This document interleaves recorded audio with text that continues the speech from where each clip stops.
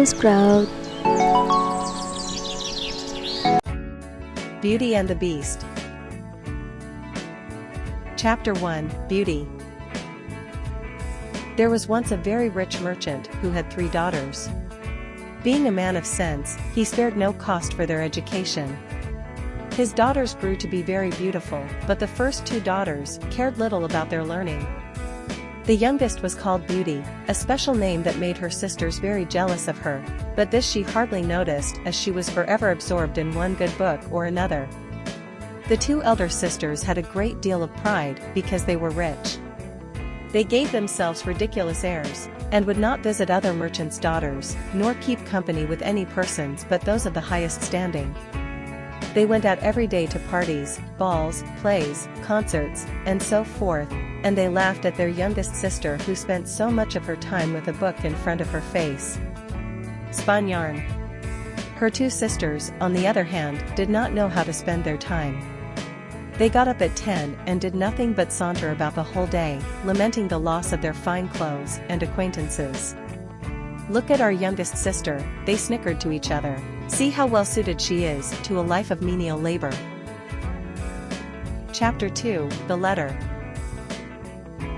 The family had lived about a year in the country house when the merchant received stunning news in a letter. The ship that the merchant was sure had been lost at sea had, in fact, safely arrived at port. The family rejoiced in this sudden turn of fortune. When the 2 older daughters saw their father ready to set out to claim his lost ship, one begged him to bring back for her a necklace of gems, the other demanded a thick golden chain, and Beauty asked only for a rose. The good man set off on his journey. When he came to where the ship was docked, oh, such problems there were over who properly owned the ship and the merchandise on board. After a great deal of trouble and pains to no purpose, he came back as poor as before, especially after he bought the fine new necklace and the gold chain he had promised to his 2 older daughters.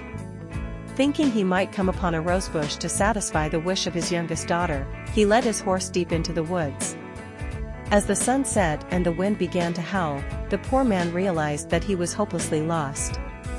Worse, a sudden rainstorm drenched him and then a snowstorm struck. He knew he might well starve to death from the cold or hunger, or be devoured by the wolves, whom he heard howling all round him. Then, looking far off into the distance, he saw a small light blinking. Going on a little farther, he noticed it came from a palace lit with candles from top to bottom. The merchant hastened to the palace and was greatly surprised at not meeting anyone in the outer courts. Seeing a large stable open, he led his horse inside. Finding both hay and oats, the poor beast, who was almost famished, fell to eating very heartily. The merchant tied him safely to a post and walked towards the house, where he still saw no one. Entering a large hall, he found a good fire and a table set out with plenty of steaming food. Someone must live here in the house, he thought, but who? And where were they? He drew near the fire to dry his soaked clothes. "I hope," he thought, "the master of this house or his servants will excuse the liberty I take. I am sure it will not be long before some of them appear. Someone must live in the house," he thought, but who? And where were they? He waited a considerable time until the clock struck 11, and still nobody came. At last the merchant was so hungry that he could stand it no longer. Trembling, he took a leg of chicken and ate it in 2 mouthfuls. After this, he drank a few glasses of wine. Growing more courageous, he went out of the hall and crossed through several grand rooms with magnificent furniture, until he came to a bedroom. In the middle of the room was a 4-poster bed covered by a red velvet canopy draped with fringes. As he was very tired and it was past midnight, he concluded it was best to shut the door and go to sleep. Chapter 3, The Beast. It was 10 the next morning before the merchant awoke. As he rose, he was astonished to see a good suit of clothes laid out on the bed that would fit him perfectly. "This palace must belong to some kind fairy," he thought, "who has seen and pitied my distress." He then returned to the great hall where he had supped the night before, and found a mug of hot chocolate ready made on a little table. "Thank you, good Madam Fairy," said he aloud, "for being so careful as to provide me a breakfast. I am extremely obliged to you for all your favors, The good man drank his chocolate and then went to look for his horse. Passing through an arbor of roses, he remembered Beauty's request to him, and gathered one from a branch on which were several. Immediately he heard a great crash like thunder. Spinning around, there loomed a huge monster.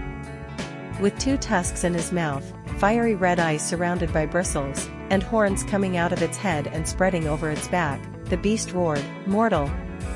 Who said you can pluck my rose? Mortal! Who said you can pluck my rose?"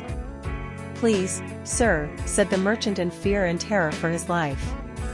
"I promised my daughter to bring her home a rose and forgot about it till the last moment. Then I saw your beautiful garden and thought you would not miss a single rose, or else I would have asked your permission." "You are a thief," boomed the beast. "You must give your life for this crime." The merchant fell on his knees and begged for his life for the sake of his 3 daughters who had none but he to support them.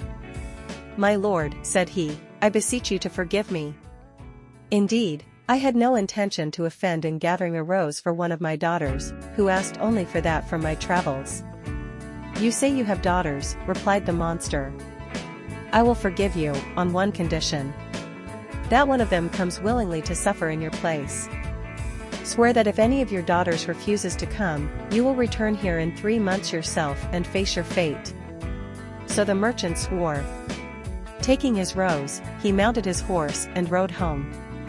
As soon as he got into his house, his daughters came rushing round to greet him, clapping their hands and showing their joy in every way. He gave the necklace to his eldest daughter, the gold chain to his second daughter, and then the rose to his youngest. As he gave it, he sighed. Taking his rose, he mounted his horse and rode home. "Oh, thank you, father," they all cried. But the youngest added, "Father, why did you sigh so deeply when you gave me my rose?" "Oh, it is nothing," said the merchant. But Beauty wondered. For several days they lived happily together.